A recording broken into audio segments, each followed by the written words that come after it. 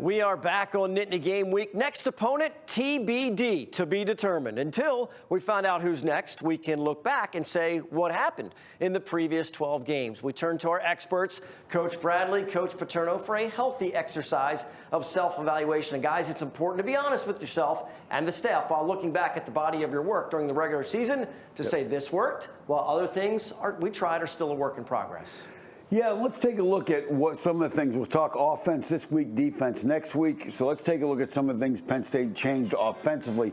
If you look at them, the biggest improvement, points per game and in rushing. One of those things, the points per game, is 104 points off turnovers and another 7 points off special teams. That's over a quarter of the points they scored for the year. And then they ran the ball 14% more than they did a year ago, so that creates that jump.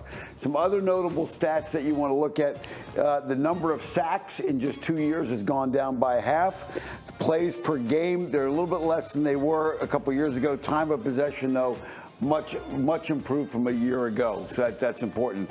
How do they get that done, Tom? And let's talk about it. It starts with the run game that was, as we mentioned, really made a jump in terms of statistically. Everything starts with the run game. Yep. And they did a great job getting their run game in sync with their pass game, too. Yeah. More of what we call man blocking schemes, where you're blocking down, pulling people, creating gaps, and inserting people here to block a corner, here to block a linebacker, and then you got your safety one-on-one. Let's take a look how this worked out. You'll see the tight end and tackle at the top really wash this thing down. The guard and the center pull, kick out, and there's Singleton one-on-one with the safety, which you got to like that. You'd like to see him score in this one, but let's not nitpick. Okay, we'll take the 30 yards. Yeah, we'll take the 30. Next play, we'll talk about now. 23 personnel. We talked about personnel on some of our bonus content. We've got both freshman tailbacks in the game and 3 tight ends, and you're in a bunch setup here where everybody's in here for a short yardage play, Tom. And it seems like as the year went on, people kind of caught onto it a little bit. They did, but when you have tight ends that can do what they can do, and also you can put them out wide, it creates, how do you substitute? What's your substitution package? Yeah, and here's a 3rd and 2. Michigan State's on it. They get it. So we go to the next play. How do you account for that now? Now you have the same personnel. Tight end, tight end, tight end.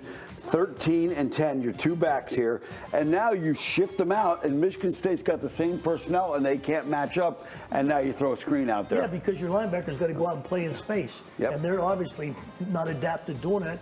That's a bad lineup. They don't have numbers or leverage. And a little bit of a hold there at the end, but we'll take that. Take a look at the isolation. You'll really see. Anytime you want to complain about the officials, sometimes you get calls like this and you get away with it. Again, now, another thing that they can do with that same personnel group. Again, 2 backs, 3 tight ends, tight end, tight end, tight end, number 13, number 10, they motion them across, fake that little jet screen to them, half roll, throw the tight end coming back across. Once again, when your tight ends can line up and play wide out too, there's a lot of different things you can hit them with. Yep, and here, nice job. And again, same play that that Ohio State scored on Penn State. Always want to see if you can steal some things from your opponents, and they did. Nice job here, big touchdown against Rutgers. Now, let's talk about the Big Ten in general. Michigan has really kind of changed the calculus of how you win this league. They've gone to more power run game, and how they've done it. Let's take a look at the full screen. If you look at them a couple years ago, 29 rushes per game, that's up to 44. Time of possession is up. Offensive plays per game is up. But Tom, for you, defensive plays go from 78 a game 2 years ago to just 60. It's awesome when that happens. You're not on the field as much. And the thing I love about what Michigan done, it's old school football. It's power, it's G scheme, it's downhill. And let's take a look at one of those runs right here from last Saturday. You got them coming down there, doubling up to the linebackers, kicking this thing out, and here comes the tailback behind them. Can you run the ball when they know you're going to run the ball? That's when you know you're great at it. Let's take a look at it. And here you go. They have got it blocked. Ohio State's got a bunch of guys in the box. He splits that thing and goes 85, and that basically kills the game. Well, Ohio State was playing a lot of zero coverage, too, trying to stop it. And when that splits, not good. Well, you know who's always good for a big gainer is Todd Sadowski. And back over to you, Todd. Oh, I love it. Thank you very much. Great job, guys. And, Purdue emerges down the stretch in the Big Ten West Division, faces Michigan for the conference title. Not one ranked team in the entire division this year. They need some momentum, and a pair of schools complete some big-time coaching hires. Now, both guys have deep ties to the Big Ten. Matt Rule played and coached at PSU. He lands in Omaha as a new coach for the Cornhuskers, a still proud program in a rut. He receives an 8-year deal to get Big Red moving in the right direction. Then Luke Fickles played and coached at Ohio State. He departs Cincinnati to return to his Big Ten roots. Fickle takes over at Wisconsin. The hire should give the West Division a much-needed boost. Now, Matt has some not-so-fond memories of Nebraska from his playing days. Fast forward to 1994 and walked on at Penn State and found a way to find some ways to get on the team and play. And we had an undefeated season in the Big Ten, beat Oregon 38-6.